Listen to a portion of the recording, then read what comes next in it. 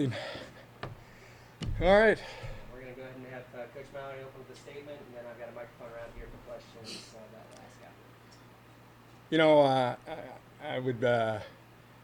I wouldn't be truthful if I would say this hasn't been a hard 10 days. Our hearts go out to the families, you know, and the Eubanks, the Van Hoosers, and the Musellis.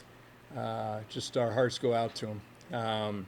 But I'll tell you, you know, we have two expectations that we go by. One is the academic part of it. We've done something that I'll put anywhere in the country, a team GPA of a 3.3. But most important is how you represent this university, how you represent the families, how you represent this football program. And every Sycamore out there should be proud of this team. And I know they are for how they've stuck together through these times and fought to the very end to get a W.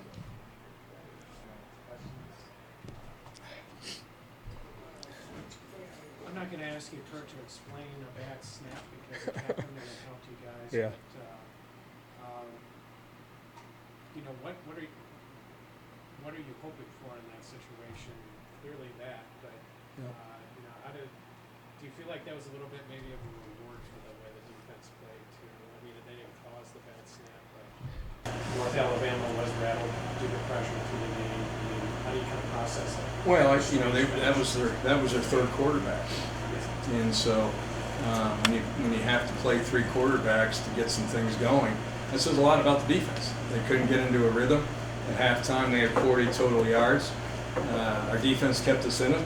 There's no question about it, and they're going to continue to keep us in games, and we're going to get our offense going.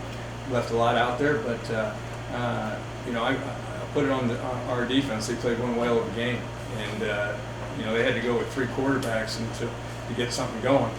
And you know, you're going to have some mistakes like that, some miscues, and they did. Curt? Yes, sir.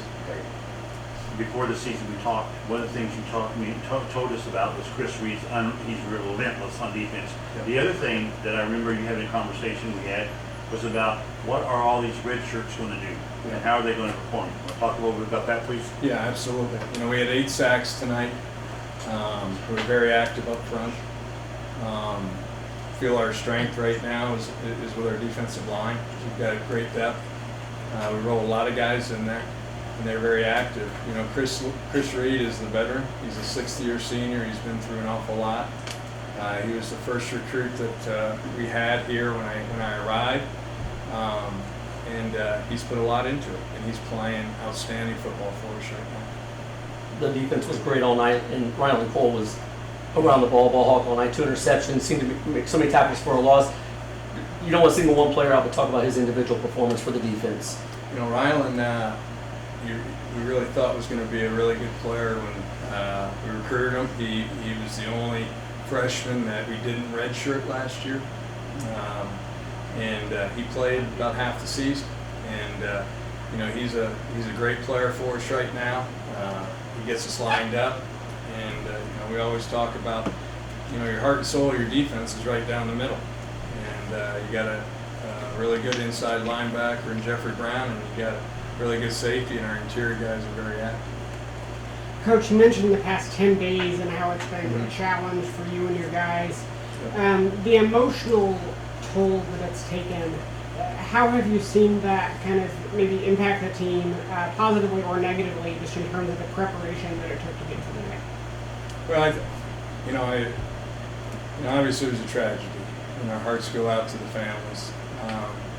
But I certainly look at it as a family. Our family got stronger, and they stayed together. Our seniors, you know, really looked after the younger guys. And you know, when you go through the process, and you talk to recruits and their parents, and you tell them what great people we have at Indiana State, it really came out. And I've had more responses from our parents, of our players, on how you know, how it's happened. And I can't say enough for our players. This was a difficult time. They got through it, and they got through it together. And you're not going to do that unless you have a close group, and we do. And, I said this back, I don't know, I was talking to Sherrard, I don't know how many games we're going to win, but I've never been this excited to coach a football team in all my career. And because of the character and the young men, and they care about each other. These guys care about each other, And, you saw that in the locker room, everybody was cheering, and they knew we didn't play well, but darn it, they were darn happy to get the W. Coach, if you could talk about having Dakota back tonight, and was he on any kind of a snap count for you as well? No, Dakota is on a full count. No restrictions on Dakota. We made a decision on Dante Hendricks. Dante is a great player. The expectation is at the position, and we had some guys step up. Dejon Collins made some great catches tonight, but we didn't have Dante. It's not an excuse. It's the next man up, and Dante wasn't 100%, and we're going to need Dante, and we're hopeful he'll be back Monday. Curt, since you brought it up, what was Dante's injury? What's his prospects? And then also, what's your comment on the clock management in the last 5 minutes, 2 drives that didn't take a lot of time off the clock and give them a chance to score? Yeah, to answer that question, we throw the ball twice, 2 incomplete passes, and I had a chance to, say something about that, and I didn't. But I thought we had a high percentage throw, and they covered it well. But I got to do a better job managing clock. I got a great offensive coordinator, a great defensive coordinator, and I got to manage the game.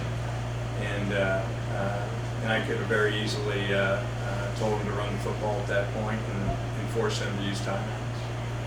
Coach, Gavin struggled through the Yep. first 3 quarters, and you always say a quarterback has to have short-term memory. Yep. When you needed a touchdown game on the line, he stepped up. How proud of you of the way, despite his struggles, he still made plays for you down the stretch? Yeah, we have confidence in Gavin, and he's got to take care of the football better, and he knows that, and he will, and he's going to learn from some of the things that he has. But I'm not going to just yank a quarterback after one back throw. I want to see how he responds, and but he's got to learn from those mistakes, and he will. And but we're just going to get that much better. And the biggest thing, I told the team at halftime, and I've said this every year, the biggest improvement we got to make is from game 1 to game 2, and we got to learn from that. But it's a heck of a lot easier to make adjustments when you don't play well off a win. And we got their attention. These guys will do anything that we ask them to do. They'll come back eager to learn and correct these mistakes and get ready for this next one. Coach, as I was about to say, is like oftentimes that saying is the biggest improvement comes from the first game to the second game. Yes, sir. What improvements would you like to see going into the new? Taking care of the football, scoring touchdowns. We get the ball inside the red zone, we got to score touchdowns. We can't be held for field goals. And we got a chance to be 14-0 rather than 6-0. And I thought going into the game, I asked them to do 3 things, no more. And it wasn't anything that this team hasn't done. I told them to play hard, which is what they've done. I told them to be smart, and don't get caught up in the in between plays, and don't get anything unsportsman like we didn't, and play the next play. And we didn't always play. Gavin may not have made it, but you know what? Get ready to play the next play. And but we got to learn from those things, and we will as we move forward. Curt, can you comment on the collective excellence of the front seven? Yep. 8 sacks. There was a lot of gang tackling sacks, a lot of half sacks, which is a good sign of the pressure we're able to put on. Talk about how that influenced the game and probably influenced North Alabama to have to make quarterback switches. We're playing with a lot of confidence on defense. We've played with a lot of confidence throughout camp. You felt them every day, and I think we got a chance to be really good. And the thing that helped us through camp is we've stayed healthy. We haven't had any. We've had here and there, but those same guys have been playing a lot of football. They haven't missed practice, and if you can do that, and it takes a little luck. We got the best trainer in the country, and he keeps them, gets them ready to go, and but we were able to stay healthy. It gives them confidence, gives them continuity, and they're playing that way. The risk of being melodramatic on a game where heavy hearts are a big part of this, and then you get a play that comes out of the clear blue sky to save you at the end. Does it feel like there's a little bit more going on here than just a little bit of football? Well, it's I don't know. My dad used to say, we've never been part of a bad win, and been part of bad losses. never been part of a bad win. You would always get my, if I was hanging my head after a W. Now you can learn from it, and you better learn from it. But you know what?